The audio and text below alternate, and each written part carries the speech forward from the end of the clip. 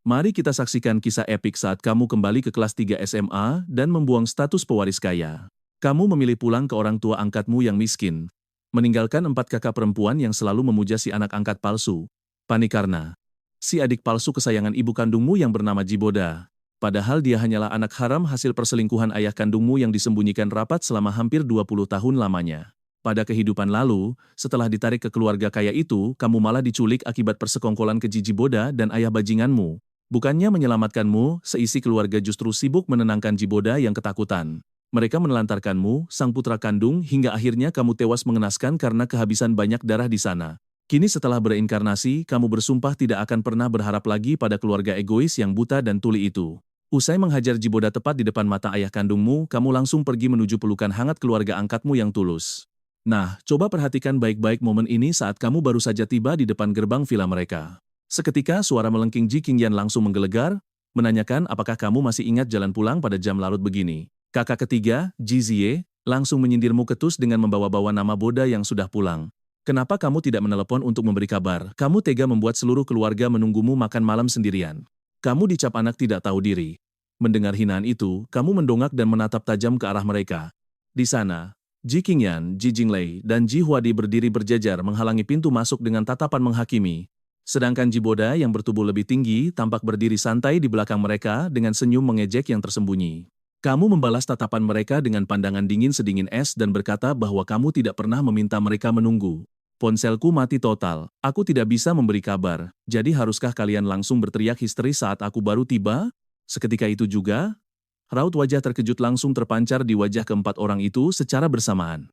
Lalu Jidi berteriak histeris dengan nada melengking, menanyakan dari mana kamu mendapat keberanian berbicara sekasar itu. Kamu melangkah maju mendekati mereka perlahan sembari menyindir dingin bahwa kalian semua adalah anak kandung di rumah ini. Lalu mengapa aku tidak boleh berbicara seperti ini pada kalian? Apakah status kalian begitu suci hingga menganggapku sampah? Usai melontarkan pertanyaan tajam itu, matamu langsung tertuju pada Jiboda. Raut mukanya sempat berubah panik sesaat sebelum dia kembali memasang wajah polosnya. Dia berlaga seolah tidak bersalah sama sekali, padahal kamu tahu persis betapa busuk dan liciknya ular berbisa satu ini. Kamu dan aku tahu di masa lalu kamu tewas tragis akibat skenario pura-pura pingsan yang dia buat saat penculikan. Keluarga bodohmu malah sibuk menyelamatkannya, membiarkan tubuhmu kehabisan darah sampai mati. Mengingat kepedihan di masa lalu membuat amarah di dadamu bergejolak hebat hingga ingin segera menghajarnya. Dulu kamu memang pendiam dan penyabar, namun kali ini kamu tidak akan menahan murkamu lagi lalu melangkah mantap menaiki tangga. Kini kamu berdiri tepat di hadapan Jiboda sambil bertanya ketus apakah dia lapar. Kalau tidak lapar diam saja. Jika benci katakan langsung, jangan terus bertingkah munafik di depanku. Kalian mungkin tidak jijik melihat akting kalian sendiri, tapi aku muak. Mendengar itu, Ji Qingyan langsung murka. Dia membentakmu tidak tahu sopan santun karena berani melawan ucapan kakak perempuanmu sendiri. Jidi pun ikut maju penuh emosi, menunjuk tepat ke hidungmu sambil memaki tanpa henti. Dia mengaku sangat membencimu dan menegaskan bahwa dia tidak sudi menganggapmu adik kandungnya. Bahkan dia menantangmu dengan sombong untuk melakukan sesuatu padanya jika kamu berani. Mendengar tantangan itu, kamu menurunkan tali tas sekolahmu perlahan lalu tersenyum tipis sembari menyebut mereka kakak tersayang. Tentu saja kamu tidak bisa menyakiti para kakak, tapi ada satu hal seru yang bisa dilakukan. Tanpa sempat menyelesaikan kalimatmu, kakimu melayang cepat menghantam telak bagian selangkangan Jiboda. Tanpa sempat berteriak, Jiboda hanya bisa mengeluarkan bunyi erangan tertahan yang sangat tersiksa. Tubuhnya langsung tumbang ke lantai, memegangi area vitalnya sambil mengerang kesakitan luar biasa. Ketiga saudaramu berteriak histeris melihat kejadian itu, memaki dirimu yang mereka anggap sudah gila. Mereka panik memanggil ayah dan ibu untuk keluar menyelamatkan Boda yang tersungkur. Lucunya, bahkan Jisi yang paling dekat pun tidak bisa berbuat apa-apa karena letak luka Jiboda terlalu sensitif. Tendangan maut itu membuat bebanmu terangkat. Mari saksikan kegilaan berikutnya saat kamu mengayunkan tas ke kepala Jiboda. Kalian pasti paham betapa beratnya tas yang dipenuhi lembaran ujian menyebalkan ini. Apalagi ditambah dengan kamus dwi bahasa Inggris Mandarin super tebal yang ukurannya mencapai 8 cm. Meski tidak seberat batu bata asli, tapi efek hantamannya jelas tidak jauh berbeda. Ketika tas berat itu menghantam wajahnya berkali-kali secara brutal, Jiboda langsung menjerit kesakitan. Ji Qingyan yang panik mencoba mendorongmu menjauh, tetapi kamu langsung menendang wajahnya tanpa ampun sambil menyuruhnya menutup mata. Kau biarkan mereka menghancurkanmu di rumah bahkan membunuhmu, hingga kakimu sendiri terasa sangat sakit untuk berdiri tegak. Lalu tubuhmu didorong paksa oleh saudara perempuanmu, sementara Jiboda akhirnya benar-benar pingsan di tanah. Tiba-tiba pintu terbuka lebar, Ji Junhong dan Zui hadir bersama para pelayan dengan wajah sangat panik. Zui langsung berteriak histeris dan mulai menangis kencang sambil memeluk tubuh Jiboda yang tak berdaya. Nah, disinilah ketegangan memuncak saat Ji Junhong melihat putranya babak belur. Matanya langsung merah menahan amarah yang meledak-ledak. Sambil mengumpat kasar, dia mengayunkan tamparan keras. Namun kamu dengan sigap menghindarinya dengan mundur satu langkah. Kamu langsung menunjuk ke arah Jiboda yang terkapar. Kamu menantangnya untuk melihat langsung, sementara Zui terus meratap histeris di samping Jiboda tanpa peduli penampilannya lagi. Zui memohon agar anaknya tidak menakutinya, sementara dada Ji Junhong naik turun menahan amarah yang memuncak. Sambil melirik mereka berdua, dia berteriak panik menyuruh ketiga putrinya segera menelpon nomor darurat ambulans sekarang juga. Saudara-saudaramu langsung berlari kencang menuju gerbang villa, sementara Ji Junhong berbalik memelototimu dengan tatapan penuh kebencian. Dia berteriak menuduhmu ingin membunuh adikmu sendiri, membuat tangisan histeris Zui seketika terhenti mendengarnya. Tatapannya yang tajam dan dingin dari ibu kandungmu sendiri benar-benar membuat hatimu terasa beku seketika. Dia sama sekali tidak melihatmu sebagai anak kandungnya, melainkan orang asing yang menjijikan dan sangat menakutkan baginya. Tatapan asing itu justru membuatmu sama sekali tidak menyesal telah menghajar Jiboda habis-habisan hari ini. Kamu melangkah mundur dan menegaskan dengan lantang bahwa anak itu memang sangat pantas untuk menerima pukulanmu. Dia hanyalah anak angkat tidak tahu diri yang berani menantangmu, pewaris sah berdarah murni keluarga Ji sesungguhnya. Secara akademis dan garis keturunan, dia jauh di bawahmu, jadi tidak ada alasan bagimu untuk tunduk padanya. Kata-katamu begitu tajam dan menusuk tanpa memberi ampun sedikit pun, terutama saat mengingat kelakuannya di sekolah dulu. Kalian setujukan kalau kelakuannya itu benar-benar mempermalukan nama baik seluruh keluarga Ji? Padahal kamu sendiri selalu menjaga rahasia keluarga dan tidak pernah pamer sebagai anak kandung di depan umum. Jika bukan karena urusan kelas dan kekhawatiran identitas aslimu terbongkar, kamu pasti sudah menghajarnya sejak di sekolah kemarin. Kenapa harus menunggu sampai sekarang? Jika semua orang mengira dia adalah pewaris sah, lalu bagaimana dengan masa depan dan posisimu nanti? Selama 4 tahun ini kamu selalu mengalah padanya hanya demi menuruti ego dan kemauan konyol mereka semua. Namun saat kakimu terluka dan dia malah memandangmu rendah, kesabaranmu akhirnya habis dan tidak ingin menahannya lagi. Mendengar kebenaran itu, Ji Junhong langsung berteriak murka menyuruhmu untuk segera diam. Bentakannya yang menggelegar membuat semua orang di sekitar gemetar ketakutan. Lalu dia mengusir para pelayan pergi. Dia mengusir para pelayan lalu berbalik menatapmu dengan kejam. Mengancam agar kamu berdoa demi keselamatan adik tirimu itu. Jika terjadi sesuatu, dia akan mengusirmu kembali ke keluarga angkat miskinmu dan hidup sebagai rakyat jelata. Kamu sengaja memprovokasinya dengan menegaskan bahwa darah daging sendiri jauh lebih berharga dibanding seorang anak angkat. Mendengar ucapanmu, Ji Junhong membalasnya dengan penuh rasa benci yang mendalam. Baginya, anak angkat itu sudah menemani sang ibu selama 18 tahun sejak dia membawanya pulang. Di matanya, tidak ada perbedaan status. Dan dia mengklaim telah memberikan fasilitas materi secara adil sejak pertama kali kamu menginjakkan kaki di rumah ini. Mendengar alasan konyol itu, kamu langsung tertawa mengejek. Sama-sama bersekolah di tempat yang sama tanpa fasilitas sopir pribadi, padahal dulu dia mendapatkan semua kemewahan itu. Uang jajannya mencapai 30.000 yuan per minggu ditambah kartu kredit tak terbatas milik ibu kandungmu. Kalian bisa bayangkan betapa terkejutnya Ji Junhong saat rahasia perlakuan istimewa ini dibongkar secara langsung. Dia mencoba mengelak, tetapi kamu langsung mengangkat tangan untuk membungkam mulutnya seketika. Kamu menegaskan dengan dingin, memperlakukan pewaris sah setara dengan anak pungut adalah ketidakadilan terbesar dalam hidupmu. Kalian harus tahu, kembali ke keluarga Ji itu seperti masuk sarang serigala. Semua orang memusuhiku, dari ibu sampai kakak perempuan. Apa arti keadilan jika aku sendirian? Aku paham dia telah menjadi pengganti diriku untuk menemani kalian selama bertahun-tahun. Dia menebus kasih sayang yang hilang, tapi bukan berarti aku sudi membiarkan dia tetap tinggal di rumah ini sekarang. Hari ini aku akan menunjukkan status aslinya. Kami tidak setara, karena akulah putra kandung satu-satunya di keluarga Ji. Dia bahkan bukan sekadar anak haram, tapi anak buangan tak diakui. Kata-kata tajam itu langsung menghantam harga diri Ji Junhong dan Jiboda. Meski masih belasan tahun, anak haram ini sangat licik berkat didikan Ji Junhong dan Zhou Wei. Di depan Zhou Wei, dia berakting menjadi putra penurut. Di depan Ji Junhong, dia bersikap loyal dan penuh rasa tahu diri. Sedangkan di depan para kakak perempuan, dia menjadi adik manja yang menggemaskan. Nah, perhatikan bagian ini. Para penculik menggunakan video jempol kananmu dipotong untuk memeras keluarga Ji. Demi reputasi, keluarga Ji mengirim tebusan 2 juta, tapi penculik malah menaikkan harganya. Akibatnya, kakimu ikut disayat hingga memotong pembuluh darah utama dan memicu pendarahan parah. Tapi keluarga Ji justru sibuk memohon agar penculik tidak menyakiti Jiboda dan mengabaikanmu. Setelah tewas, jiwamu melayang di udara. Kau melihat Jiboda yang ketakutan dan pura-pura pingsan dilarikan ke ruang perawatan VIP. Sementara mayatmu membusuk di kamar mayat. Setelah rumah sakit mendesak kremasi, barulah keluarga kejam itu mengingat eksistensimu. Jiwamu terus bergentayangan di sekitar kediaman keluarga Ji selama setahun lebih. Hingga akhirnya kau sadar semua tragedi ini direncanakan Jiboda. Kau melihatnya sendiri menghubungi para penculik yang kabur selama setahun, membayar mereka agar membunuhmu demi mengamankan seluruh hak waris tunggal keluarga Ji. Sebagai satu-satunya pesaing, kau membuntuti Jiboda selama 10 tahun sampai hari saat kau terjatuh di sekolah. Kalian pasti mikir ini gila, tapi ingatan kehidupan masa lalumu kembali sepenuhnya saat itu. Setelah Jiboda berkuasa, dia membawa ibu kandungnya masuk, sementara nasib Zhou Wei dan keempat putrinya berakhir sangat mengenaskan. Ayah bajinganmu, Ji Junhong, berdamai dengan keluarga Zhou Wei demi keuntungan bisnis. Begitu Zhou Wei tewas, dia langsung menikahi wanita bernama Qin Bailian. Jiboda resmi menjadi pewaris. Melewati 2 kehidupan, kau sudah mati rasa pada kasih sayang palsu mereka. Saat ini, Ji Qinyan dan Ji Jinglei bergegas keluar untuk menolong Jiboda yang terkapar. Ji Zidie ikut membantu, lalu Ji Qinyan menatapmu dengan sangat dingin sambil memanggil namamu. Kau sangat mengecewakan kami. Ji Zidie juga berteriak menuduhmu sebagai serigala berbulu domba.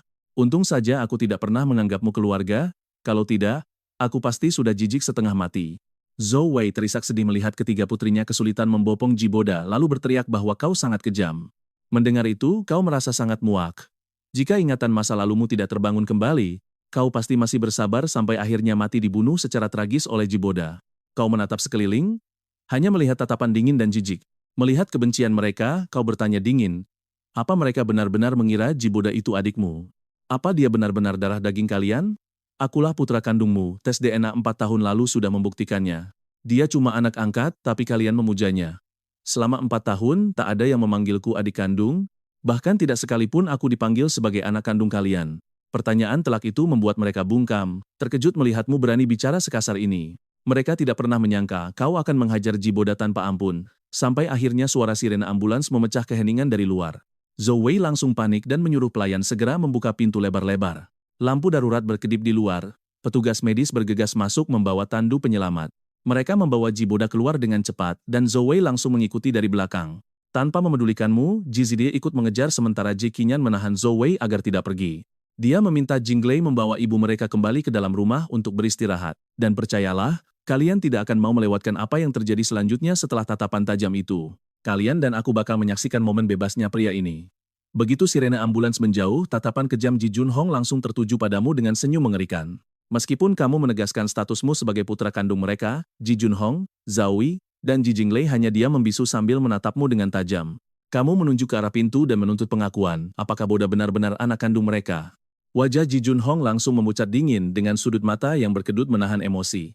Mendengar itu, Zhao Wei malah membalas sinis bahwa status darah tidak penting karena Boda sudah menemani mereka selama 18 tahun dan sangat disayangi. Setelah melihat kepanikan yang melintas di mata Ji Junhong, kamu terus mendesaknya dengan pertanyaan tajam. Apakah hubungan darah memang tidak ada artinya? Namun Ji Junhong tetap bermuka masam. Dia menatapmu penuh amarah karena kamu tidak lagi menunjukkan rasa hormat dan takut padanya. Hal ini membuatnya sangat murka, apalagi saat status anak kandung terus-menerus kamu pertanyakan. Apapun yang terjadi, saat ini dia harus segera menekan putranya yang tampaknya mulai melawan. Dengan suara berat dan berwibawa, Ji Junhong berucap bahwa membawamu pulang adalah kesalahan. Perhatikan kemarahan mereka di sini, yang menyalahkanmu atas semua kekacauan rumah ini hanya karena menghajar anak kesayangan mereka. Dia langsung mengusirmu kembali ke orang tua angkat, bahkan menegaskan bahwa status kartu keluargamu sengaja tidak pernah diurus.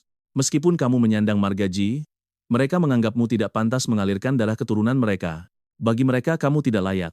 Zhao Wei sempat ingin membela, namun Ji Jinglei langsung menarik tangannya memberi kode. Dia pun akhirnya terdiam, sementara pandanganmu terus mengunci wajah Ji Junhong untuk membaca gerak-geriknya. Melalui semua isyarat dan aura ketegangan itu, kamu tahu persis bahwa Ji Junhong tidak bercanda untuk menendangmu keluar dari silsilah keluarga. Semua ini demi mengamankan posisi Jiboda sebagai pewaris utama. Tapi bagimu, keputusan konyol ini justru mempermudah jalanmu. Dengan tegas kamu langsung menantang Ji Junhong untuk memutuskan hubungan secara resmi agar tidak lagi terikat selamanya. Ji Junhong bungkam 1000 bahasa dengan wajah mengeras, membuat sebuah senyuman penuh kepuasan tersungging di bibirmu. Setidaknya kepedihanmu selama 4 tahun ini terbayar lunas setelah menghajar anak kesayangan mereka sampai babak belur. Kamu langsung memungut tas sekolahmu dan melangkah tegap keluar dari pekarangan rumah megah yang penuh kemunafikan itu. Sambil berpaling, kamu mengingatkan mereka semua bahwa mulai detik ini tidak ada lagi hubungan darah di antara kalian. Melihat langkah kakimu yang mantap menuruni tangga, pertahanan emosional ibumu akhirnya runtuh begitu saja. Tangisnya pecah sambil memohon agar kamu tidak pergi. Dengan air mata yang mengalir deras merusak riasan wajahnya. Kita tahu hatinya sakit melihat ibunya menangis, tapi dia memilih bersikap dingin demi kebebasan masa depannya. Aku pun tidak akan sudi kembali. Sebab jika kita bertemu lagi, hidupku tidak akan pernah tenang selamanya. Jika menemukanku adalah kesalahan, maka anggap saja anak kandung kalian ini sudah meninggal 18 tahun yang lalu. Anggap kita tidak pernah sedarah. Sebelum melangkah pergi, kamu sempat berbalik memberikan nasihat terakhir kepada Nyonya Zhao. Ingatlah bahwa orang yang baru saja kuhajar hanyalah anak angkat. Setelah menegaskan kenyataan pahit itu kepada ibumu, kamu berbalik melangkah pergi tanpa menoleh lagi. Kamu membuang kunci rumah ke pinggir jalan dengan santai, merasa bebas dari belenggu keluarga beracun ini. Sebab, ibu kandung mana yang tega menyingkirkan anak kandungnya demi membela anak angkat? Sebagai bakti terakhir kepada ibu kandungmu, petunjuk berharga sudah diberikan, entah dia paham atau tidak. Kini, langkahmu benar-benar bebas bagaikan burung yang terbang tinggi di angkasa luas. Malam itu di Siamu, embusan angin laut yang lembab mengiringi langkah pertamamu menuju lembaran baru. Berjalan menyusuri trotoar sepi sendirian, rasa lega yang luar biasa membuat dadamu bergemuruh penuh semangat. Semua tabunganmu, termasuk uang saku tahun baru selama bertahun-tahun, ditambah angpau ulang tahun di dompet digital yang mencapai 10.000 yuan, jika ditotal semuanya ada sekitar 200.000 yuan. Bagi remaja seumurmu, jumlah itu sangat besar, dan kamu jelas tidak sebodoh itu untuk mengembalikannya kepada mereka. Meskipun jika dibandingkan dengan kekayaan Jiboda, kamu terlihat sangat miskin. Uang jajannya dari kakak pertama dan kedua saja puluhan ribu sebulan, ditambah kartu kredit tambahan, tapi kamu sama sekali tidak peduli. Mari kita tunggu sepak terjangnya. Berbekal ingatan 10 tahun dari masa lalunya yang kelam. Kalian harus tahu, ngikutin Jiboda buatmu paham keuangan. Bahkan beberapa informasi rahasia dari keluarga kaya di selatan ini sangatlah berharga dan tidak akan sia-sia. Naik taksi. Kamu langsung menuju ke rumah orang tua angkatmu. Tempat tinggalmu selama 14 tahun. Kompleksnya adalah perumahan tua yang tidak terlalu besar. Mayoritas warga di sini tetangga lama yang tinggal belasan hingga 20 tahun. Hubungan antar tetangga di sini sangatlah erat. Tapi sayangnya, hampir semua bangunan tua di sini tidak memiliki lift. Ayah angkat Chen Xiaohua dan ibu angkat Liu Qing membuka toko camilan Jiangnan sederhana di dekat gerbang masuk kompleks. Tokonya sudah tutup dari tadi, tapi sepertinya mereka berdua masih belum beristirahat saat ini. Kamu berjalan menyusuri gang, masuk ke pintu unit 3 sebuah gedung, lalu naik ke lantai 2. Berdiri tepat di depan kamar 2011, kamu mengangkat tangan dan mengetuk pintu. Pintu langsung terbuka, disusul teriakan gembira. Kakak, kenapa kamu datang ke sini? Ayah, ibu, kakak pulang. Kamu pun langsung menahan gadis kecil bernama Hui Hu yang langsung menerkamu kegirangan. Baru beberapa bulan tidak bertemu dia sudah tumbuh setinggi ini. Ayah, ibu, aku sudah kembali. Gadis bernama Chen Suhui ini anak kandung orang tua angkatmu yang dulu mengadopsimu langsung dari panti asuhan. Dia baru berumur 3 tahun saat itu. Sekarang tinggi gadis kecil itu sudah 160 cm lebih. Tampak lebih tinggi dari sebelumnya. Dia tumbuh jadi gadis cantik. Kak, aku 16 tahun dan tinggiku 166 cm. Apa aku bisa tumbuh lebih tinggi lagi? Tanya Chen Shuhui sambil menarik tanganmu masuk ke dalam rumah. Sepasang suami istri parubaya menyambut dari dalam ruangan. Chen Xiaohua dan Liu Qing langsung menunjukkan senyum bahagia. Pingan sudah pulang, cepat masuk dan duduk nak. Kamu tersenyum hangat lalu mengangguk. Sambil menggosok tangannya antusias, Liu Qing menyapa. Cepat masuk. Kamu sudah makan belum? Ibu buatkan semangkuk mie hangat ya. Setelah mengatakan itu, dia menatapmu agak canggung. Ibu akan membuatkanmu semangkuk mie lezat. Kamu langsung menjawab lembut, ibu Anda tetap ibuku. Aku belum makan malam. Liu Qing pun langsung berbalik pergi menuju dapur. Diam-diam dia menyeka air matanya di tempat yang tidak ada orang yang memperhatikannya. Tak lama kemudian, Chen Xiaohua berjalan mendekat, menatapmu dalam-dalam, lalu mengangguk dengan senyum sangat puas. Coba kalian bayangkan, menatap ayah angkat dan adikmu membuat hatimu sangat damai. Disinilah tempatmu tumbuh sejak kecil. Ini juga rumah tempat kamu tinggal selama lebih dari 10 tahun lamanya. Dulu namamu adalah Chen Pingan, tetapi 4 tahun lalu kamu mengubahnya menjadi Ji Pingan demi pergi ke villa keluarga Ji yang hanya memberimu nama keluarga. Sedangkan disinilah kamu mendapatkan perasaan keluarga yang seutuhnya. Sambil menenangkan pikiran, kamu menaruh tas sekolah dan melihat sekeliling. Perabotan di kamar tidak berubah sejak 4 tahun lalu. Semuanya persis seperti saat kamu pergi dulu. Kenapa tiba-tiba pulang nak? Apa mereka berbuat tidak adil padamu di sana? Chen Xiaohua menyodorkan secangkir teh hangat ke depanmu. Kamu terdiam sejenak. Bingung bagaimana menceritakan semua kejadian ini. Melihat itu, Chen Xiaohua menepuk bahumu, menatap matamu dan berkata lembut, tidak apa-apa. Dulu saat kamu dibawa kembali, ayah sudah bilang. Meski kami tidak sekaya mereka, pintu rumah ini selalu terbuka lebar untukmu. Kapanpun kamu mau kembali, di sini adalah rumahmu. Mendengar kalimat itu, kehangatan langsung mengalir deras di hatimu. Sambil tersenyum kamu berkata, ayah, aku baik-baik saja. Aku sudah kelas 3 SMA dan sebentar lagi ujian masuk kuliah. Aku dengar mereka bilang kalau kartu keluargaku masih ada di sini. Chen Xiaohua mengangguk. Benar, masih ada di rumah. Dulu ibu menyarankan langsung memindahkannya ke sana. Tapi ayahmu melarang. Menyuruh menunggu beberapa tahun lagi. Selesai berbicara, dia langsung menatapmu dengan tatapan curiga. Apa mereka tidak memperlakukanmu dengan baik? Kamu menggeleng tenang dan berkata, tidak apa-apa ayah. Semuanya sudah berlalu dan aku tidak akan berhubungan lagi dengan mereka. Mendengar itu, ekspresi wajah Chen Xiaohua langsung menegang. Kalian penasaran kan apa yang terjadi? Apa anak angkat kesayangan mereka menindasmu? Sejak kamu diambil keluarga Ji, Chen Xiaohua sengaja mencari tahu kalau mereka punya anak angkat lain seumuranmu. Apalagi di rumah itu ada 4 kakak perempuan. Dulu keluarga itu sangat sombong. Tatapan jijik mereka saat melihat rumah ini benar-benar membuat siapapun emosi. Sambil menggeleng kamu berkata, yang lalu biarlah berlalu. Aku sudah kembali dan selamanya tetap menjadi putra ayah dan ibu, serta kakak laki-laki Hui Hui. Setelah mendengar itu, raut wajah Chen Xiaohua pun perlahan mulai membaik. Dari sini kita tahu, asalkan kamu punya tekad, kamu tidak akan butuh keluarga angkat sombong itu lagi. Coba tebak, mereka salah mengira Chen Xiaohua cuma punya restoran kecil. Anak kesayangan yang dirawat bagai permata selama 14 tahun tegak kalian rebut lalu ditelantarkan. Kenapa? Tanpa ambisi masa lalu, cabang kecil keluarga Ji di Ununceng ini tidak ada apa-apanya. Begitu emosinya mereda, senyumnya kembali merekah. Tapi kamu mendadak gugup karena sadar selama 4 tahun ini sangat jarang kemari. Andai saja Ji Junhong tidak melarangmu berhubungan dengan keluarga Chen, kamu pasti sudah sering menghubungi mereka dalam 4 tahun terakhir. Semua itu demi menjaga perasaan orang tua kandung dan kakak-kakakmu. Kalau dipikir ulang sekarang, rasanya aku ini bodoh dan menyedihkan sekali. Tiba-tiba, Chen Xiaohua menepuk bahumu sambil tertawa renyah. Bocah tengik, masih saja sungkan padaku. Kan sudah kubilang, tempat ini selalu jadi rumahmu. Kapanpun kamu mau pulang, pintu dan kamarmu akan selalu terbuka lebar. Sejak kepergianmu, ibumu menangis berhari-hari dan melarang siapapun menyentuh kamar pribadimu.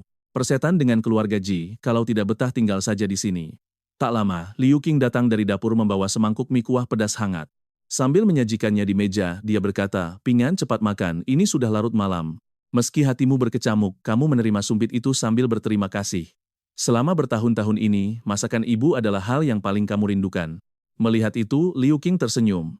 Disinilah kita melihat arti kehangatan keluarga. Keesokan paginya kamu terbangun hampir kesiangan. Setelah bersiap, kamu mengambil tas sekolah lalu segera bergegas menuju ruang tamu. Kamu menenggak habis segelas susu kedelai, lalu bergegas membungkus 2 buah cakwe hangat ke dalam kantong plastik. Karena sudah sangat telat, kamu memutuskan memakannya di jalan saat melangkah keluar. Namun tak disangka, baru saja menapakkan kaki di luar apartemen, sebuah suara melengking terdengar dari kejauhan. Kan sudah kubilang dia pasti kabur kemari. Saat menoleh, kamu melihat Porsche mewah milik kakak ketigamu. Dengan semua kaca jendela yang terbuka, Jizie duduk di kursi kemudi memamerkan raut wajah penuh kemenangan. Sementara Zoe duduk di belakang dengan mata sembab. Melihat itu, kamu berbisik panik kepada Chen Shuhui. "Hui, kamu berangkat duluan saja?" Tanpa berkata-kata, Chen Shuhui langsung menunduk dan pergi mempercepat langkahnya. Kamu pun melangkah maju mendekati mobil itu dan bertanya dingin, "Bukankah kita sudah sepakat saling mengabaikan?" Mendengar itu, Jizie langsung naik darah. Namun sebelum dia sempat memaki, Zoe buru-buru turun dari mobil. Dia mencoba meraih tanganmu. Tetapi kamu menghindar dengan dingin dan berucap, "Katakan saja apa maumu. Aku harus segera pergi sekolah." "Ibu minta maaf." "Pingan, maukah kamu ikut pulang bersama ibu?" Sebagai wanita berpendidikan dari keluarga terpandang, dia sadar betul bahwa dialah yang paling bersalah di sini. Seorang anak yang hilang sejak kecil bukanlah kesalahan sang bayi. "Ibu tahu kami telah mengabaikan perasaanmu. Ibu janji akan menyayangimu mulai sekarang." Tapi mendengar itu, kamu justru melempar senyum sinis yang menusuk. "Apakah Jibode baik-baik saja?" "Perhatikan bagian ini," ibunya berkata. Dia aman lalu menangis memintamu pulang. "Kemarin itu hanya luapan emosi sesaat. Ibu bersumpah akan menebus semua kesalahan itu padamu." Kamu hanya menggelengkan kepala dingin. "Sudah bicaranya? Aku harus sekolah sekarang," ucapmu ketus sambil melangkah pergi. Melihat itu, Jizi langsung mendobrak pintu mobil dan keluar dengan sangat kasar. Sambil menunjuk hidungmu, dia berteriak, "Jipingan, jangan keterlaluan. Boda sudah sangat murah hati meski kamu pukuli." Dia bahkan tidak menuntut maaf. "Pulanglah. Kamu tetap tuan muda keluarga Ji." Kamu pun terhenti dan tersenyum. "Tidak perlu minta maaf? Jadi itu syarat kalian?" Mendengar itu, Zoe langsung mengangguk panik menyetujuinya. "Ibu yang salah, bukan kamu." Di saat Jizi mendengus kesal, kamu bertanya, "Lalu bagaimana dengan syaratku? Apakah kalian rela mengusir Jiboda dari rumah?" Seketika Zoe tertegun tanpa bisa menjawab sepatah kata pun. Sementara wajah Jizie menggelap marah. "Jangan keterlaluan. Saran saya jangan serakah. Kami sudah sudi menjemputmu. Apalagi yang sebenarnya kamu incar. Kamu sudah menghajar Boda, harusnya kamu yang minta maaf." Jawi ikut maju selangkah dengan wajah masam. Pingan, apa kamu benar-benar tidak mau pulang? Kamu hanya menghela napas. Aku tidak akan pernah kembali. Kembali ke sana hanya akan membunuhku perlahan. Dan asal tahu saja, aku tidak takut mati. Jika ingin aku kembali, usir dulu parasit itu. Tapi sayangnya, kalian tidak akan pernah sanggup melakukannya. Kalian bebas memilih Jiboda. Dan mari kita saksikan kelanjutan kisahku setelah memutuskan pergi dari keluarga Ji. Kalian harus dengar ini. Pingan menyuruh mereka pergi. Membuat Jizi langsung naik pitam dan mengamuk. Sombong sekali kamu. Jiboda itu adikku. Aku tidak akan pernah membiarkan dia pergi dari sini. Ayah bahkan sudah memberi kesempatan terakhir. Tempat kumuh untuk orang rendahan ini pun aku malas mendatanginya. Kamu pikir kamu itu berharga? Sang ibu pun gemetar sambil bertanya apakah Pingan tega mengusir Boda. Kamu mau menghancurkan hati ibu? Pingan melihat jam tangannya, tersenyum sinis, lalu berkata dia paham perasaan Nyonya Ji. Jiboda menjadi penggantiku selama 14 tahun aku hilang, ditambah 4 tahun sejak aku kembali. Total 18 tahun kalian hidup bersama dan melihatnya tumbuh dewasa. Hubungan kalian jelas sangat mendalam. Namun kalian salah karena membiarkan kami tinggal seatap. Terlebih lagi kalian tidak pernah bisa bersikap adil. Semua orang takut dia terluka, tapi adakah satu saja dari kalian yang peduli dengan perasaanku?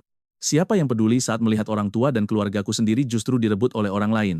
Kalian harus tahu rasanya bagaimana bisa keluarga kandung membela orang luar dan membiarkan putra mereka dihina seperti ini? Apa kalian pikir aku tidak bahagia bersama orang tua angkatku? Pingan berbalik pergi sambil menegaskan bahwa dia harus sekolah dan enggan berdebat lagi karena dia bukan bagian keluarga Ji. Aku tidak akan mencari kalian, jadi tolong jangan ganggu aku lagi, hubungan kita sudah benar-benar berakhir. Kali ini, air mata sang ibu benar-benar tumpah. Dulu dia selalu menganggap Pingan sebagai anak yang kasar dan tidak berpendidikan, tanpa menyadari itu adalah kesalahannya sendiri. Dia bahkan mengira keputusan Pingan memutuskan hubungan hanyalah sebuah gertakan belaka. Dengan kekayaan keluarga Ji, dia pikir Pingan akan tetap tunduk dan patuh seperti biasanya. Melakukan segalanya demi mendapatkan pengakuan dari sang ibu, namun kenyataan kali ini justru berjalan sangat berbeda. Hanya dalam beberapa menit Pingan sudah menghilang dari pandangan. Sang ibu menatap punggungnya dengan bingung, dia hanya ingin Boda tetap tinggal. Mengapa Pingan tidak mengerti? Suaminya pernah berpesan agar mendidik Pingan dengan keras supaya kelak dia siap memimpin bisnis besar keluarga mereka. Itulah mengapa selama bertahun-tahun ini mereka bersikap sangat tegas padamu. Kalian sadar tidak? Ini definisi nyata dari pilih kasih ekstrem yang membedakan perlakuan mereka pada kedua anak ini. Meski dilanda kesedihan mendalam, dia tetap bersikeras menahan agar Jiboda tidak pergi. Boda adalah putra yang dia rawat sejak bayi. Meski sangat manja, bukankah itu bentuk kasih sayang ibu dan anak? Apa yang salah dengan itu? Mengapa Pingan sebagai putra kandungnya sendiri sama sekali tidak bisa menerimanya? Jizi maju menenangkan ibunya yang menangis, lalu membujuknya untuk segera pulang dan menyeka air mata. Bulan depan adalah ulang tahun Boda yang ke-18. Sementara persiapan pesta besarnya masih belum selesai. Mendengar hal itu, sang ibu terdiam 1000 bahasa lalu segera naik ke mobil untuk pergi. Setelah makan siang, kamu kembali ke kelas untuk membaca buku sampai langkah sepatu hak tinggi terdengar mendekat ke arahmu. Saat mendongak dari balik tumpukan buku, kamu mendapati Ji Jingle sudah berdiri di sana dengan wajah dingin. Keluar sebentar, ada hal penting yang ingin kubicarakan. Kamu merasa sangat kesal dalam hati. Bukankah sudah kukatakan bahwa aku bukan lagi bagian dari keluarga Ji dan jangan menggangguku? Namun demi menjaga ketenangan teman-teman sekelas yang sedang belajar dan beristirahat, kamu memilih menahan amarah, lalu mengangguk dan mengikuti langkah Ji Jingle turun dari gedung sekolah. Semua barang peninggalanmu di rumah sudah kusimpan di mobil. Saat sampai di dekat pohon besar, Ji Jingle berbalik menatapmu. Kamu ikut berhenti dan bertanya heran apakah dia datang hanya demi urusan sepele ini. Di antara para kakak perempuan keluarga Ji, sosok satu ini jarang mengajakmu bicara namun tidak pernah bersikap kasar. Kakak-kakakmu yang lain tidak menyukainya. Ji Jingle sendiri memilih bungkam dan terus menatap tajam ke arahmu. Kamu menggelengkan kepala sambil berkata bahwa kamu sudah bukan keluarga Ji dan tidak butuh barang mereka lagi. Buang saja semuanya. Tapi barangnya ada di mobil. Ikutlah denganku sebentar untuk mengambilnya. Sebenarnya aku datang untuk hal lain. Apa maksud ucapan terakhir yang kamu katakan saat pergi kemarin? Kamu menyebut Boda hanya anak angkat ibu. Apa artinya? Mendengar pertanyaan itu, kamu menggeleng dingin. Benar-benar tidak ada arti khusus, aku hanya memberitahu fakta. Dan sekarang, mari kita tunggu kelanjutan rahasia besar ini. Jangan pernah cari aku lagi. Kamu berbalik pergi dan yuk. Mari kita saksikan awal penyesalan mereka. Ji Jingle terpaku di sana, menatap punggungmu yang perlahan menghilang. Hatinya mendadak dipenuhi rasa bingung yang amat sangat. Apa ucapan itu tidak punya makna terselubung? Tapi kenapa dia harus menegaskan hal itu di momen penting seperti ini? Aku tidak butuh apa-apa. Apakah dia benar-benar ingin memutus semua hubungan dengan keluarga besar Ji? Tapi kenapa ada tatapan mengejek di matanya? Gelisah dengan itu, Ji Jingle kembali ke gerbang sekolah dan menitipkan koper bawaannya di pos satpam. Dia berpesan agar koper itu diserahkan ke Chen Ping kelas 3 SMA, lalu pergi menunggumu pulang sekolah dengan gelisah. Dan benar saja, Satpam langsung menghentikanmu. Menatap dua koper besar di pos Satpam itu, kepalamu langsung terasa pening. Berpikir sejenak, kamu memutuskan membuangnya langsung ke depan rumah keluarga Ji. Cara terbaik untuk menunjukkan ketegasan sikap dan tekad bulatmu. Kamu lalu mengeluarkan ponsel dan langsung menelepon Chen Xiaohua. Dengan taksi, kamu membawa koper-koper itu ke villa keluarga Ji, melemparkannya tepat di depan gerbang, lalu pergi begitu saja. Nah, perhatikan ini, kamu pulang dan menemukan orang tua angkatmu sudah menyiapkan pesta makan malam yang luar biasa mewah. Mereka belum menyentuh makanan sedikit pun demi menunggumu pulang. Begitu pintu terbuka, senyuman hangat langsung menyambutmu. Chen Xiaohua tersenyum lebar. Kemarin kamu pulang terlalu malam, jadi hari ini kami khusus membuatkan pesta penyambutan hangat untukmu. Siang tadi toko sepi, makanya kami tutup lebih cepat. Semua hidangan lezat ini ibumu yang memasaknya khusus untukmu. Setelah mencuci tangan, kamu duduk manis. Chen Xiaohua kemudian mengambil sebotol bir dingin dari bawah meja dan menyajikannya di depanmu. Selamat datang di rumah dengan selamat. Hari ini kita minum sedikit saja, ya. Liu Ying tersenyum sambil memelototi suaminya, lalu lanjut memindahkan lauk ke mangkukmu.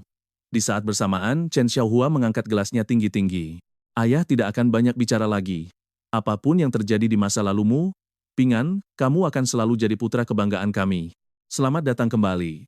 Semoga kamu bisa melupakan masa lalu dan mulai membangun masa depan baru. Sambil berkaca-kaca, Liu Ying mengangkat gelasnya dan berkata, Pingan, inilah rumahmu yang sesungguhnya, selamanya akan tetap begitu. Mendengar itu, tenggorokanmu tercekat dan kamu mengangguk mantap lalu langsung meneguk habis seluruh isi gelas bir di tanganmu. Keesokan harinya, dengan pakaian baru yang rapi dan penuh semangat, kamu segera melangkah menuju toko lotre di dekat kompleks. Berdiri di depan pintu, kamu memandangi coretan angka-angka tebal yang digambar para pencinta lotre di dinding luar toko. Nah, kamu dan aku pasti tahu apa yang ada di kepalanya. Di akhir Mei akan ada angka unik yang berurutan. Angka seunik itu mustahil keluar dari sistem acak biasa, dan takkan ada yang menduganya. Tapi anehnya, edisi inilah yang mencetak miliarder baru. Supaya tidak dicurigai, kamu mengeluarkan 10 yuan untuk membeli 5 tiket taruhan. Kamu meminta pemilik toko memasang nomor urut 8 hingga 14. Walau pemilik toko memandangmu dengan dahi mengkerut heran, dia tidak bertanya apa-apa. Tiket segera dicetak, diserahkan padamu, lalu dia kembali asyik menghitung angka-angka di mejanya. Kamu menyimpan tiket lotre itu dengan aman lalu berbalik pulang. Undian besar itu baru akan diumumkan besok hari Senin. Tapi kamu tahu persis tiket ini tidak akan menang besok karena nomor keberuntungan yang asli sebenarnya baru keluar Sabtu depan. Rahasia reinkarnasi ini tidak boleh bocor. Kamu memilih merahasiakannya dari siapapun, termasuk dari kedua orang tuamu. Jadikan ini tes pembuktian takdir barumu. Begitu menang nanti, kamu pasti akan langsung membagikan kabar gembira ini kepada mereka. Minggu malam, Ji Qingyan pulang ke rumah dan bersiap untuk tidur. Namun, tepat setelah selesai memakai piyamanya, pintu kamarnya tiba-tiba diketuk seseorang. Setelah memakai jaket, dia membuka pintu dan terkejut melihat Ji Jinglei yang masih memakai piyama berdiri lesu di depannya. Dengan suara gemetar dia bertanya, "Kak, ada sesuatu yang harus kubicarakan." Mendengar itu, Ji Qingyan seketika dibuat tertegun keheranan. Membuka jalan masuk, Ji Qingyan duduk menemaninya di sofa dan bertanya heran, kenapa kamu belum tidur juga selarut ini? Ada masalah apa? Ji Jinglei sempat ragu sejenak sebelum akhirnya bergumam lirih, Kak, kemarin siang aku bertemu dengan Pingan. Niatku cuma mau menyerahkan sisa barang di kamarnya, lalu aku iseng menanyakan satu hal padanya. Tapi kalimat dingin Pingan malam itu sukses membuatku tidak tenang selama beberapa hari ini. Ji Qingyan pun langsung mengernyit curiga. Padahal sang adik kedua belum membocorkan detail intinya malam ini, namun naluri tajam Ji Qingyan memberitahu bahwa ini pasti masalah yang sangat serius. Jadi dia langsung mendesak adiknya. Apa yang sebenarnya dia katakan? Waktu itu aku tidak begitu memedulikan bicaranya, jawab Ji Jinglei sedih. Kalimat terakhirnya untuk ibu sebelum pergi, yang membuat kita semua bertanya-tanya apa rencana terselubung di balik keputusannya. Kalian dan aku bakal melihat awal drama ini saat Pingan mengingatkan ibu bahwa Boda hanyalah anak angkat. Mendengar itu, Ji Qingyan langsung mengernyitkan dahi sambil berpikir keras. Wajahnya tampak gelisah saat bertanya pada kakaknya, apakah selama beberapa tahun terakhir ini mereka sudah bersikap kelewat kejam pada Pingan. Mereka tidak pernah puas dengan apapun yang dia lakukan, padahal Pingan bahkan sama sekali tidak menginginkan hak waris keluarga Ji. Ingatan yang tersisa sekarang hanyalah omelan kasar padanya. Meskipun dia tidak sekejam adik ketiganya, Jizu, perkataannya tetap saja sangat menyakitkan. Dia terus teringat malam saat Pingan pergi membawa ranselnya. Cara Pingan berbalik pergi menyisakan rasa sesak yang luar biasa. Bahkan Ji Jinglei sampai kehilangan fokus kerjanya selama 2 hari ini. Pikiran itu terus menghantuinya sepanjang hari. Apa sebenarnya maksud terselubung dari ucapan Pingan sebelum dia pergi hari itu? Dia sangat tahu kalau seluruh anggota keluarganya, kecuali adik keempat yang sedang pergi, menaruh kepercayaan yang tidak masuk akal pada Ji Boda. Menyadari hal itu, dia hanya bisa bergumam lirih. Mungkinkah kebersamaan selama 18 tahun telah membutakan akal sehat mereka semua? Nah, perhatikan baik-baik karena rasa penasaran Ji Qingyan mulai memuncak saat dia mendesak Jinglei untuk mengungkap arti sebenarnya dari ucapan Pingan malam itu. Ji Jinglei hanya bisa menggelengkan kepalanya perlahan lalu berbisik, "Keesokan harinya aku mencoba menanyakannya langsung." Tapi dia bungkam dan berdalih kalau ucapannya itu tidak memiliki maksud rahasia apapun. Dia menegaskan bahwa dia hanya mengingatkan ibu kalau Boda itu anak angkat, tanpa ada niat terselubung lainnya. Dia cuma bilang Boda itu anak angkat, tapi aku merasa ada sesuatu yang sangat janggal di sana. Semua orang sudah tahu kalau Boda itu anak angkat. Rasanya tidak perlu menekankan hal itu lagi. Namun anehnya, dia sengaja memberi penekanan tajam pada kata hanya anak angkat ibu saat berbicara langsung kepada ibu kita. Jelas ada rahasia besar di balik kata-katanya, tapi aku benar-benar gagal menebak apa maksudnya. Ji Jinglei Traim tidak berani melangkah lebih jauh dalam dugaannya. Berdasarkan analisis pribadinya, ada beberapa kemungkinan. Pertama, Boda hanyalah anak angkat yang bukan bagian dari keluarga Ji. Kedua, Ji Boda mungkin hanya anak angkat ibu tapi belum tentu statusnya sama bagi ayah mereka. Ketiga, mungkin Boda sebenarnya anak dari kerabat dekat keluarga besar Ji yang ada di ibu kota sana. Kalian pasti memikirkan hal yang sama denganku? Kemungkinan kedua tadi adalah yang paling layak untuk kita selidiki. Jika Boda bukan sekadar anak angkat bagi ayah, maka artinya dia adalah anak kandung sang ayah sendiri. Itu berarti ayah memiliki hubungan gelap di luar selama hampir 20 tahun, sebuah teori yang sulit dia buktikan. Dulu, ayah pindah ke kota Yun untuk mendirikan perusahaan demi membantu klan besar Ji memperluas pengaruh mereka di sana. Kemampuan bisnis ayah memang luar biasa. Namun semua analisis rumit ini masih sebatas asumsi liar. Tanpa bukti nyata, dia tidak akan pernah berani membicarakan kecurigaan gila ini secara terang-terangan. Dia sangat membutuhkan bantuan orang lain untuk mengonfirmasi kebenaran dari dugaan mengerikan ini. Ji Qingyan yang mendengar cerita itu ikut termenung dan bertanya apakah adiknya menemuinya hanya demi membahas ini. Dia bergumam pelan bahwa ucapan misterius Pingan memang bisa diartikan dalam dua sudut pandang berbeda. Pertama, Boda memang murni anak angkat yang dibawa ayah saat ibu sedang depresi berat karena kehilangan Pingan kecil. Saat itu, ibu terus mengurung diri dalam kesedihan. Arti kedua, Boda mungkin hanya anak angkat ibu tapi anak kandung ayah. Ji Qingyan menatap adiknya demi mencari pembenaran. Ji Jinglei menunduk sedih karena tidak menyangka Pingan akan memutuskan pergi begitu cepat dari rumah. Itu membuktikan bahwa dia sudah mati rasa pada keluarga Ji, bahkan enggan memanggilnya kakak lagi hingga matanya berkaca-kaca. Sambil menahan rasa sesak di dada, Ji Qingyan mendadak teringat pada ucapan tulus yang pernah dia sampaikan dulu. Apakah mereka pernah sedikit saja memedulikan perasaan adik laki-laki mereka? Ji Qingyan mengusulkan untuk menemui Pingan besok demi menanyakan kejelasannya, dan usul itu langsung disetujui Jinglei. Dia mungkin masih enggan menemui mereka, jadi sebaiknya hubungi dia terlebih dahulu besok siang setelah jam sekolah. Tunggu sampai kelasnya selesai jam 12 siang dan setelah dia makan. Aku sendiri tidak akan kembali besok sore. Aku akan mengatur jadwalku di pagi hari lalu meneleponmu. Haruskah kita menemuinya bersama atau aku pergi sendiri saja? Ji Qingyan mengira Jinglei akan menolak, namun tak disangka adiknya itu justru mengangguk setuju dengan sangat mantap. Apakah Pingan benar-benar tahu rahasia itu? Jika iya, dari mana dia tahu? Aku ingin meminta maaf padanya. Kita lihat saja nanti apakah Pingan mau memaafkan perlakuan kejam mereka selama ini setelah semua rasa sakitnya. Kalian harus menyimak kisah ini. Ekspresi Ji Jinglei sulit ditebak, membuat Ji Qingyan ragu apakah dia tulus ingin meminta maaf, namun mereka akhirnya memutuskan pergi bersama. Hari Senin siang, kamu kembali menerima telepon dari Ji Qingyan. Pingan, apa kamu sedang di sekolah? Suara Ji Qingyan terdengar sangat tenang tanpa emosi sedikit pun. Kamu sempat ragu dan memilih diam tanpa menutup telepon, sementara Ji Qingyan terdengar menghela napas. Lalu dia berkata, "Bisakah kamu meminta izin pulang sore ini? Aku ingin menemuimu." Alismu berkerut kesal. "Bukankah kalian sudah sepakat tidak saling mengganggu?" Ji Qingyan menyahut, "Bukan cuma aku. Aku dan kakak keduamu akan menemuimu." Kamu pun tersenyum sinis dan menjawab, "Jangan sebut dia kakak. Kalian sama sekali tidak pantas, aku tidak punya kakak seperti kalian." Ji Qingyan tidak ingin berdebat soal itu. Dia langsung berkata, "Mintalah izin sore ini, kami menunggumu di gerbang sekolah pukul 1:45. Sambil menatap jam tangan, kamu pun menjawab tidak sabar. "Ada masalah apa sampai kita harus bertemu langsung untuk bicara? Apa tidak bisa lewat telepon?"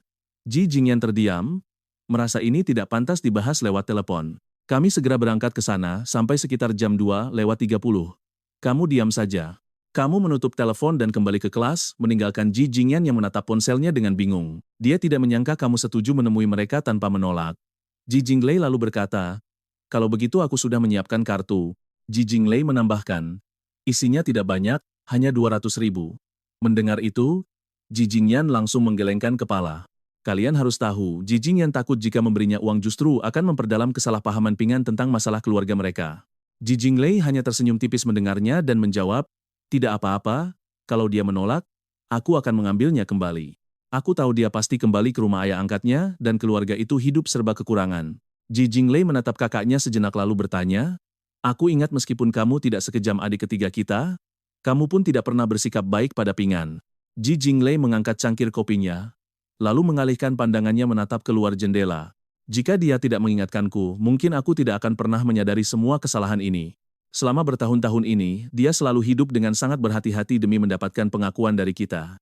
Aku tidak ingin menilai tindakan kalian, tapi aku sadar diriku sendiri sudah melangkah terlalu jauh. Bagaimanapun juga, dia adalah adik kandung kita sendiri yang sedarah dengan kita. Mendengar itu, Ji Jingyan langsung tersulut emosi. Ji Jinglei, jangan berpikiran buruk, apa yang kurang dari perjuangan Jiboda selama ini. Ji Jinglei menoleh dan menatap tajam kakaknya. Kamu bertanya di mana kesalahan Jiboda, dia tidak salah, tapi apa dosa Ping An?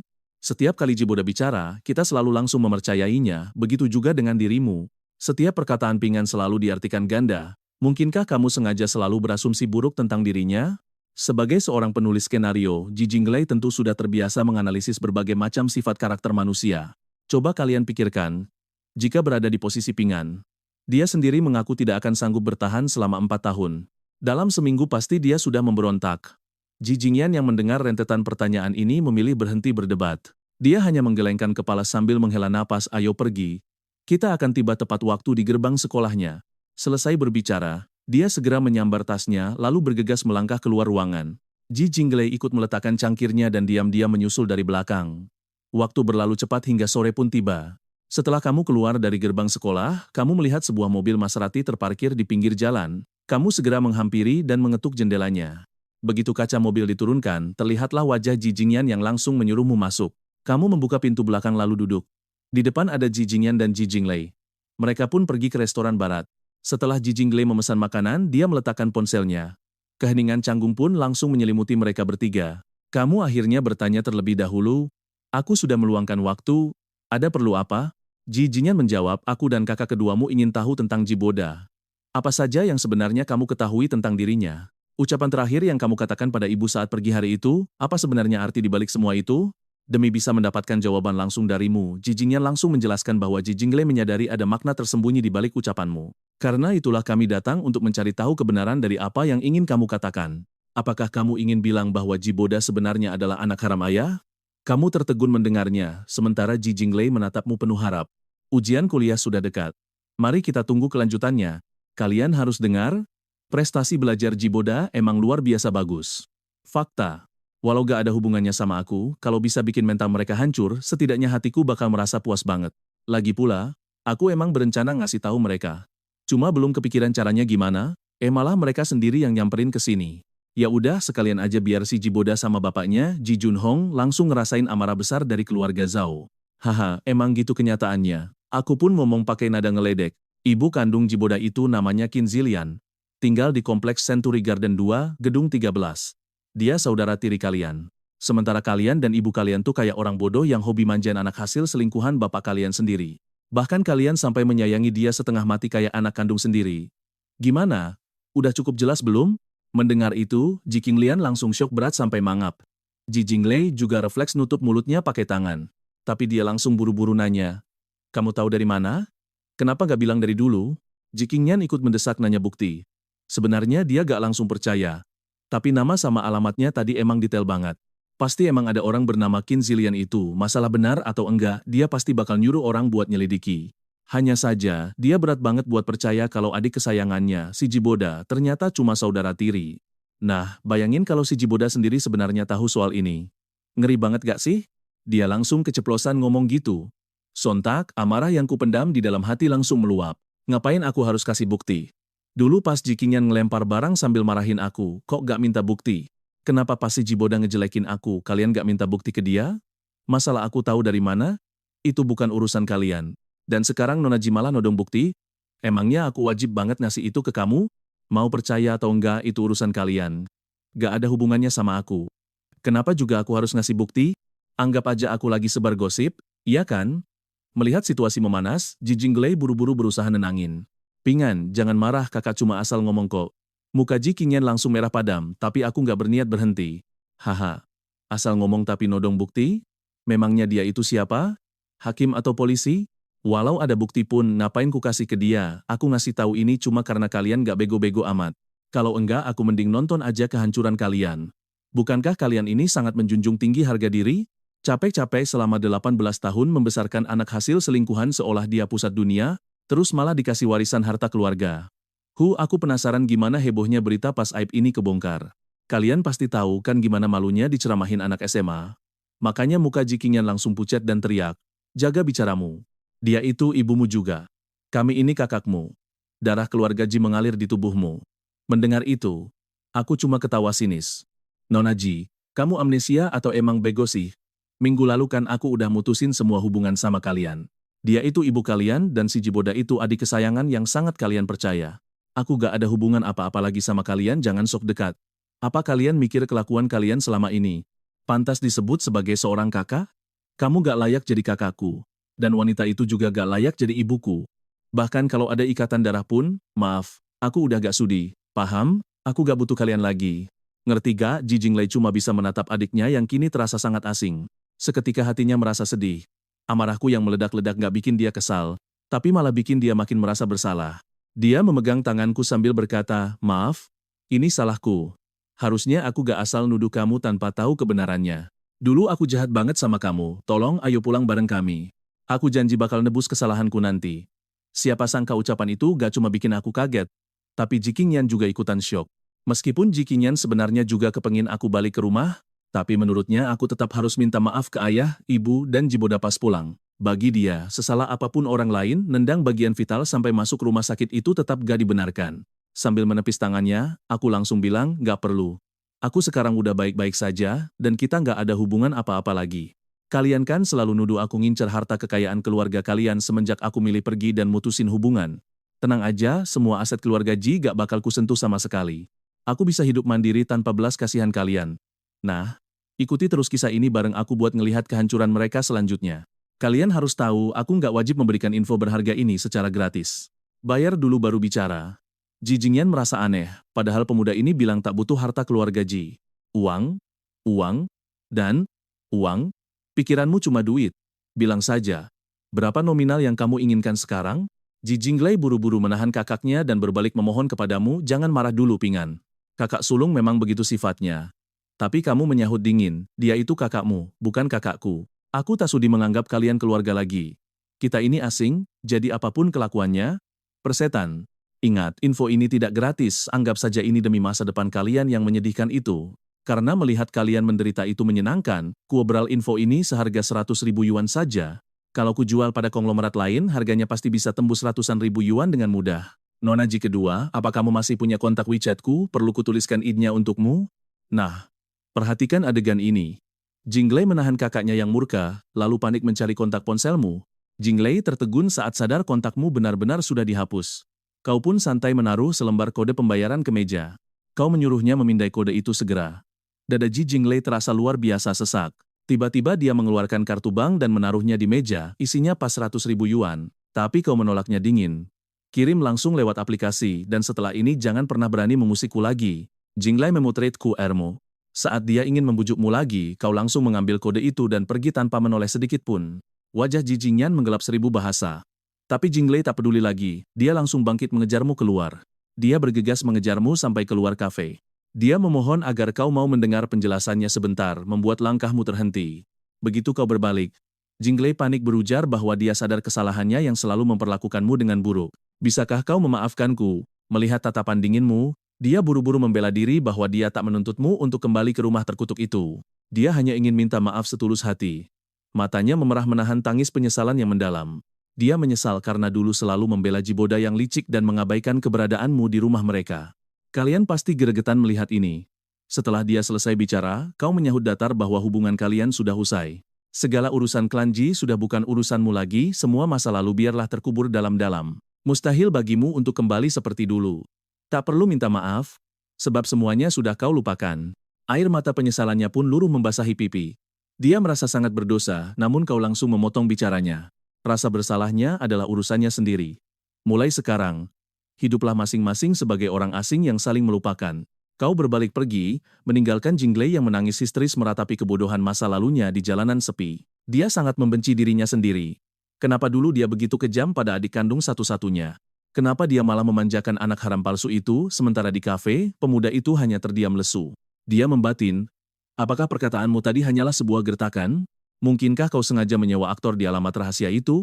Tapi dia segera menepisnya, karena mustahil kau punya uang sebanyak itu untuk merencanakan sandiwara serumit ini. Pikiran liar terus berkecamuk di kepalanya tanpa bisa dihentikan lagi. Ayahnya menyembunyikan status Jiboda. Artinya sang ayah sudah berselingkuh sejak 20 tahun yang lalu. Dia tak sanggup membayangkan betapa hancurnya sang ibu jika kebenaran memuakan ini sampai terbongkar. Kau sengaja membocorkan rahasia ini demi menghancurkan seluruh silsilah keluarga Ji berkeping-keping. Tindakanmu dinilai kejam, padahal mereka hanya kurang memperhatikanmu selama 4 tahun terakhir. Jika aib ini sampai bocor, reputasi keluarga akan hancur total. Tapi bagaimana jika semua ucapanmu itu memang benar? Dia benar-benar buntu tanpa arah. Hari pun berganti cepat hingga tibalah hari Sabtu dinanti. Sepulang sekolah, kau langsung membeli 5 set nomor berbeda untuk lotre bola 2 warna minggu ini. Setiap nomor kau beli sebanyak 5 lembar tanpa tahu pasti berapa besar nominal hadiahnya. Satu hal yang pasti, uang melimpah ini akan jadi bekal berharga kita untuk mengawal aksi balas dendam berikutnya. Nah, kalian dan aku tahu betul uang sebanyak ini nggak bakal habis dimakan waktu. Lotre bola 2 warna seperti ini memang selalu jadi alat andalan para pemimpi sukses. Setelah reinkarnasi, kamu ragu apakah segalanya akan berjalan persis seperti kehidupan masa lalumu. Rasa tegang itu masih membayangi, apalagi saat memikirkan hasil undian bola 2 warna. Inilah satu-satunya cara memastikan masa depan tidak berubah. Malam itu, tanpa menonton televisi, kamu hanya bisa duduk terdiam dengan gelisah di dalam kamarmu sendiri. Menatap layar ponsel, menunggu siaran langsung undian dimulai. Saat jantung berdegup kencang melihat angka 14 keluar sebagai bola terakhir, kegembiraanmu tumpah seketika hingga kamu bersorak girang tanpa sadar. Kamu bahkan sampai berguling-guling di atas kasur saking senangnya. Begitu emosimu mereda, tiket lotre berharga itu langsung kamu simpan di casing ponsel. Rencana pertama setelah mencairkan hadiah adalah membelikan rumah baru yang layak untuk pasangan Chen Xiaohua. Sebuah rumah mewah untuk Hui-Hui. Bahkan toko sewaan selama 20 tahun itu pun akan kamu beli dan berikan langsung kepada mereka. Sambil tersenyum lebar, kamu kembali membuka lembaran kertas ujian akhir pekan yang harus segera diselesaikan. Nah, sekarang mari kita intip rencana rahasia Ji Qingyan dan Ji Jinglei minggu ini. Mereka sangat syok saat mencoba memandang masalah keluarga Ji ini dari sudut pandang orang luar.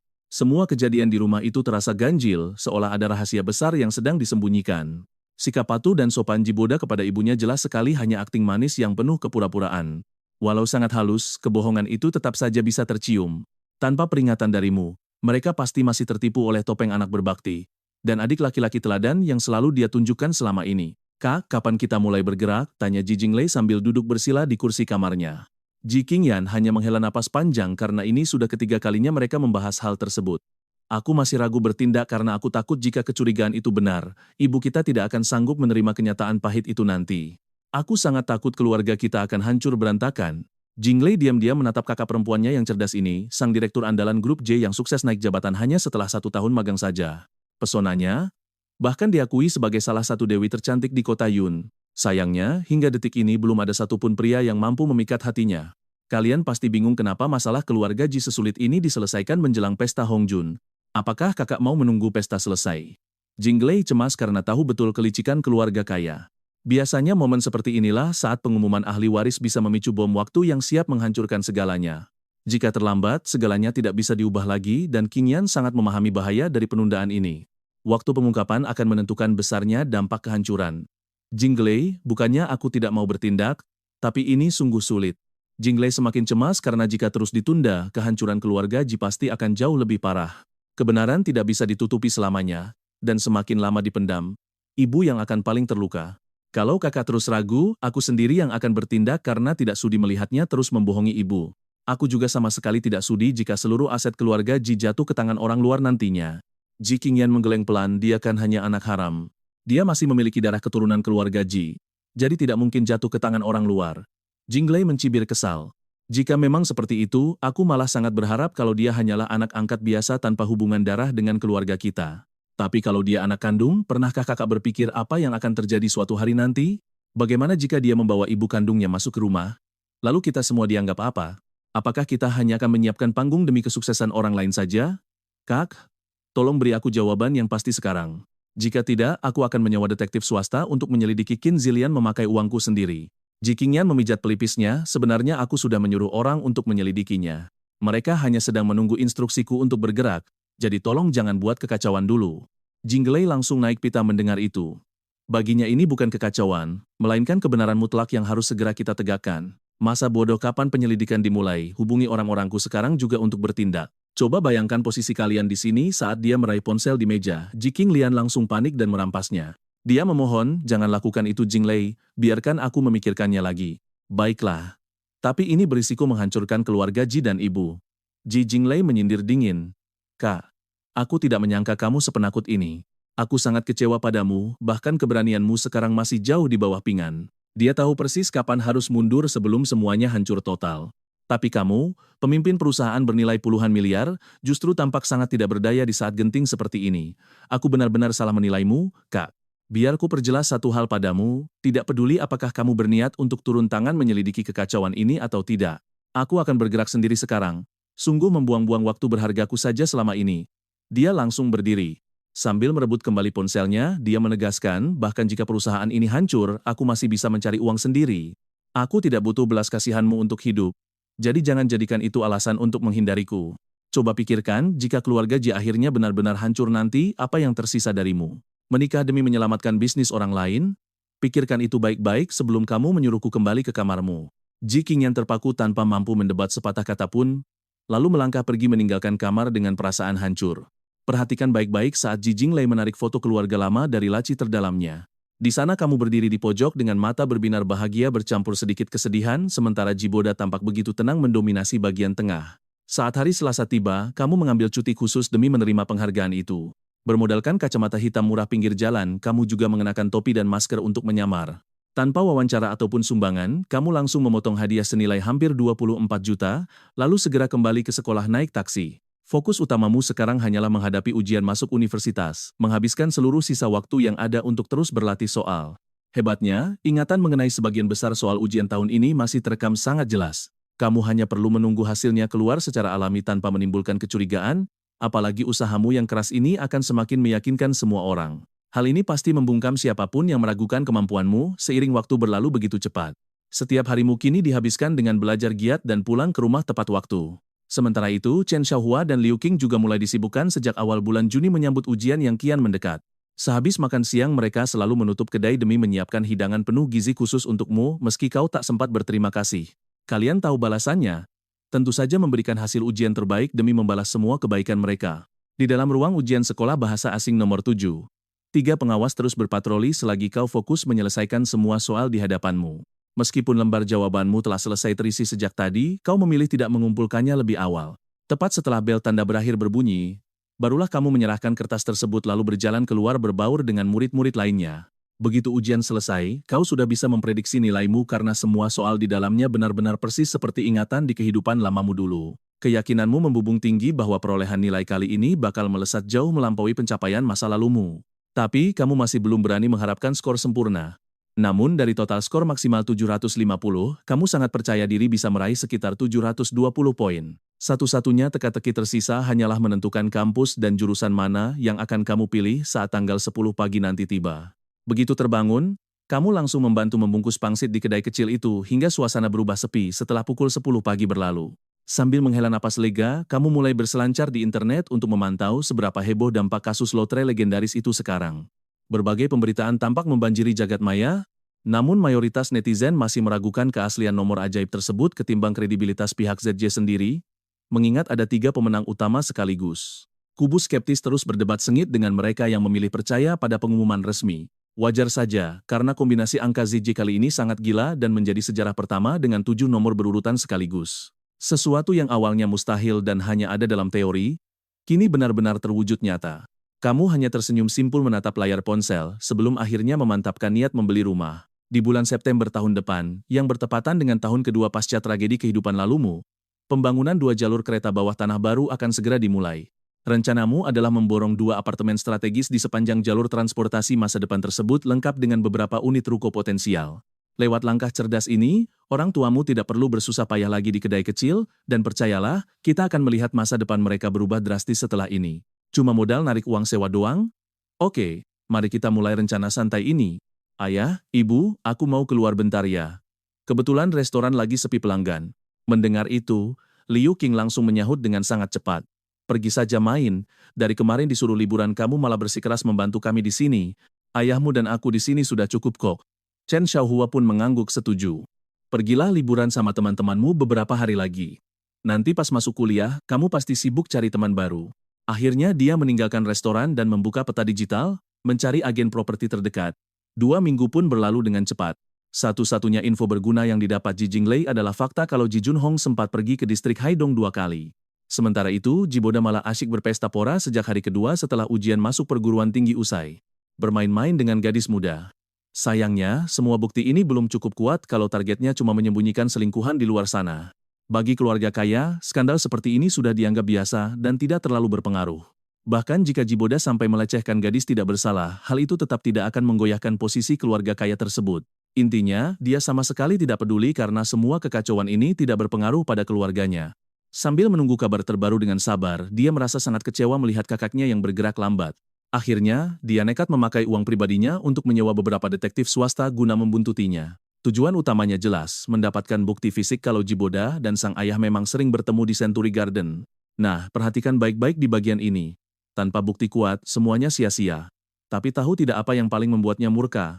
Ayah Ji Junhong menyembunyikan rahasia besar ini dari keluarganya sendiri selama hampir 20 tahun. Pria macam apa dia, sanggup berpura-pura menjadi sosok suami penyayang di depan anak-anaknya selama lebih dari 20 tahun terakhir benar-benar di luar nalar kita. Dulu dia sempat mengira kalau ayah dan ibunya mungkin bermusuhan, atau ada kejadian 20 tahun lalu yang membuat sang ayah nekat memelihara wanita simpanan di luar. Namun semuanya butuh bukti nyata. Selama seminggu penuh, kamu sibuk mencari properti di 5 distrik utara Sungai Dajiang. Hingga akhirnya pilihan jatuh pada apartemen bekas berukuran kecil yang sangat ideal untuk pasangan muda atau pekerja lajang. Ada 11 unit dengan ukuran berkisar antara 80 hingga 120 meter persegi. Kamu menghabiskan lebih dari 21 juta yuan dan mendaftarkan semua aset berharga ini atas nama Chen Shuhui. Kalian pasti heran dia tidak menyisakan satupun rumah untuk dirinya sendiri. Melihat saldo rekeningnya kosong, uang memang cepat sekali habis ya. Kini, persiapan rahasiamu untuk segera angkat kaki dari rumah sudah hampir rampung sepenuhnya. Sertifikat properti baru akan terbit seminggu lagi, tapi besok kamu sudah bisa mulai memeriksa hasil ujian masuk kuliah. Kamu tidak berniat pamer dengan langsung menaruh tumpukan sertifikat itu di meja rumah demi terlihat seperti pemenang lotre. Kamu harus menunggu hasil ujiannya keluar. Sebelum sertifikat ditunjukkan, berikan rasa bangga pada orang tua angkatmu, lalu hadiahkan seluruh kekayaan ini untuk masa depan Hui-Hui. Dengan begitu mereka bisa tenang, dan Hui-Hui dijamin tidak akan pernah mengkhawatirkan masalah keuangan seumur hidupnya nanti. Berbekal jaminan properti melimpah untuk anak perempuan semata wayang mereka tidak perlu lagi bekerja keras. Sekarang waktu menunjukkan pukul 7 malam pada tanggal 21. Komputer, tablet dan ponsel barumu sudah siap di atas kasur. Pengumuman hasil ujian kabarnya akan dirilis malam ini setelah lewat jam 8. Liu Qing bertanya dengan cemas. Pingan, apa hasilnya sudah dicek? Di sisi lain, Chen Xiaohua hanya diam membisu. Namun Chen Shuhui langsung menyahut dari meja makan. Belum kok, kakak bilang mau menunggu ibu dan ayah pulang biar dicek bareng. Mendengar hal itu, Chen Xiaohua tampak sangat gembira. Bagus, mari kita periksa bersama-sama. Pingan kita pasti lulus dengan nilai luar biasa. Ucap Liu Qing sembari bergegas mencuci tangan lalu duduk merapat di sofa. Ayo Pingan, periksa sekarang. Ibu sangat yakin nilaimu luar biasa. Melihat kecemasan orang tua angkatmu, kamu tersenyum lalu berkata, tenang saja semuanya aman.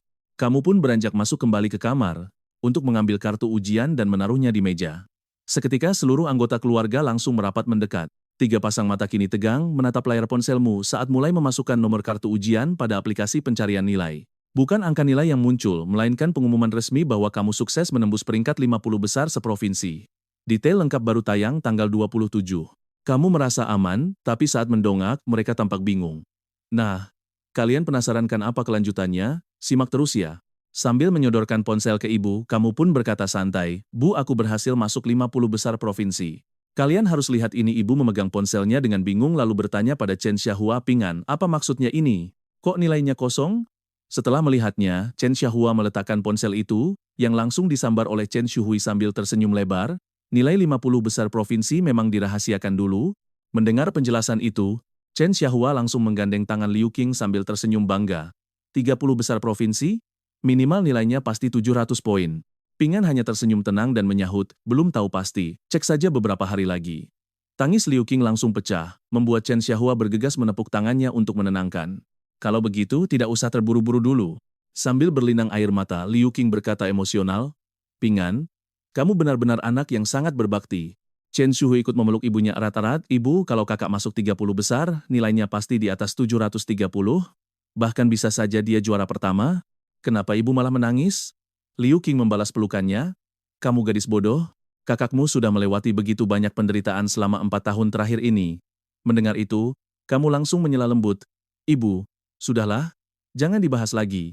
Aku bisa sesukses ini karena didikan kalian yang selalu membiasakanku untuk belajar dengan giat sejak kecil. Ini berkat kalian semua. Chen Xiaohua menarik napas lega, lalu berdiri dengan penuh semangat. Hari ini benar-benar hari yang luar biasa.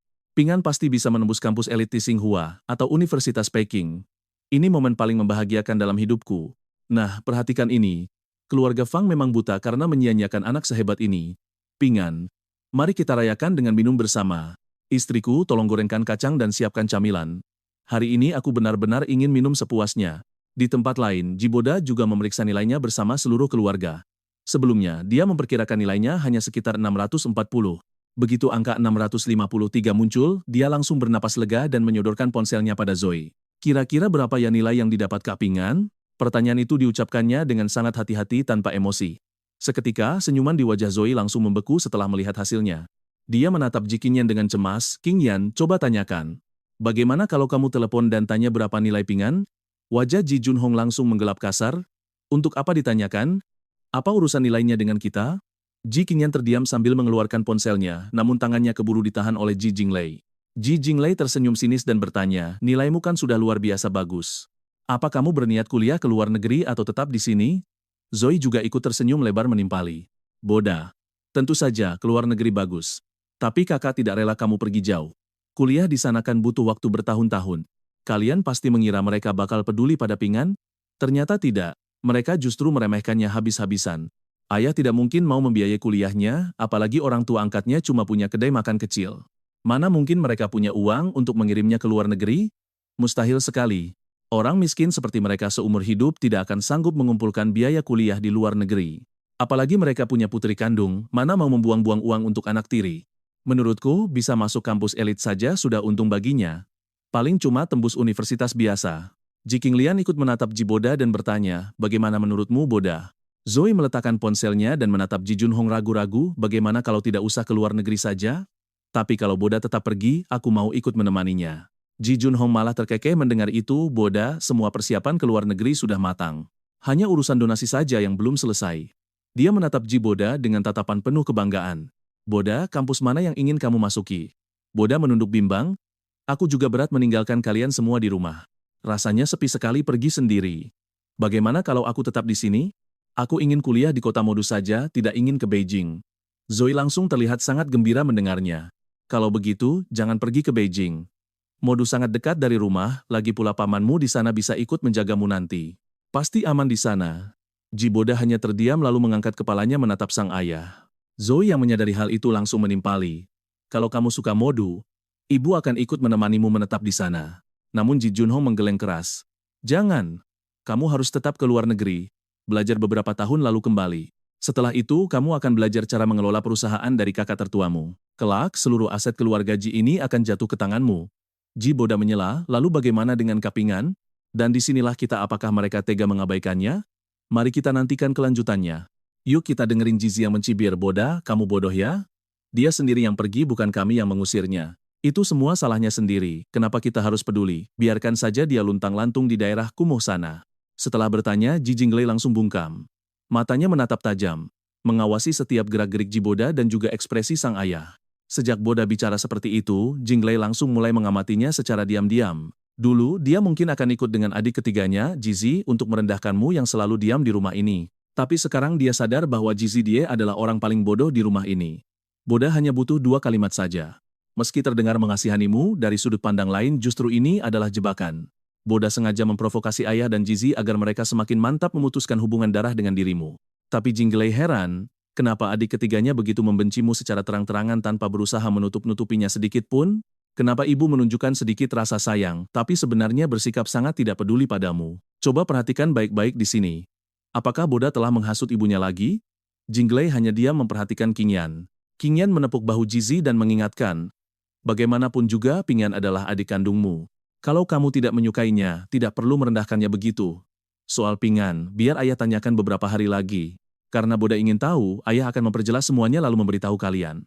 Tapi ini bukan hal penting. Jika Boda ingin kuliah di luar negeri, pilihlah kampus yang bagus. Tapi kalau tetap di sini, pilih jurusan keuangan di kota Mo saja. Industri keuangan di kota Mo luar biasa maju. Di Indonesia pun tidak ada tempat yang bisa menandinginya. Jinglei memperhatikan kakak tertuanya yang sedang menatap Jiboda dengan kedua mata berkaca-kaca. Jiboda tampak menundukkan kepalanya seperti sedang berpikir keras. Tepat saat Jinglei ingin bicara, Boda menyela, sebaiknya aku kuliah ke luar negeri saja. Belajar dan hidup mandiri di luar negeri pasti bisa melatih kemampuanku dengan jauh lebih cepat. Selama tinggal di rumah, kalian terlalu memanjakanku. Aku merasa jadi tidak bisa jauh dari kalian. Nah, di sini pasti kalian kaget saat Boda merayu ibunya. Kalau ibu tidak tega, bagaimana jika ikut bersamaku? Mendengar itu, Zoe langsung ragu dan berkata, hal ini sebaiknya kita bahas setelah pesta selesai nanti. Jika kita putuskan sekarang, bukankah terlalu cepat?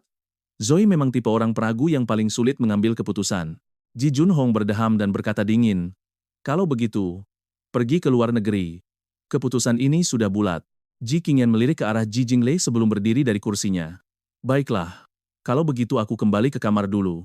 Jinglei pun ikut berdiri. Aku juga ingin ke kamar. Ji Hua mengangkat tasnya sambil bertanya, Boda, mau pergi main denganku? Sementara di kamar, Ji Jinglei menyalakan sebatang rokok dengan ekspresi muram, lalu berkata, Kak, apakah menurutmu semua ucapan Boda hari ini disengaja? Qing Yan menghela napas pasrah.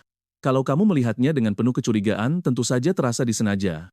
Tapi kalau niatnya murni bertanya, kenapa kamu terus saja berpikiran buruk tentangnya? Wajar kalau anak muda suka bersaing dan membandingkan diri, tidak usah terlalu dipikirkan. Ji Jinglei sama sekali malas mendengar nasihat yang tidak berguna seperti itu. Dia langsung menuntut jawaban. Lalu, apa saja hasil penyelidikanmu beberapa hari ini? Qing Yan hanya menggeleng lesu. Tidak ada info yang berguna, tapi yang pasti ayah memang menemui Qin Bailian. Dia sudah ke sana 3 kali belakangan ini. Dan disinilah kita dibuat penasaran karena Jinglei berbisik. Ini belum cukup membuktikan hubungan gelap Boda.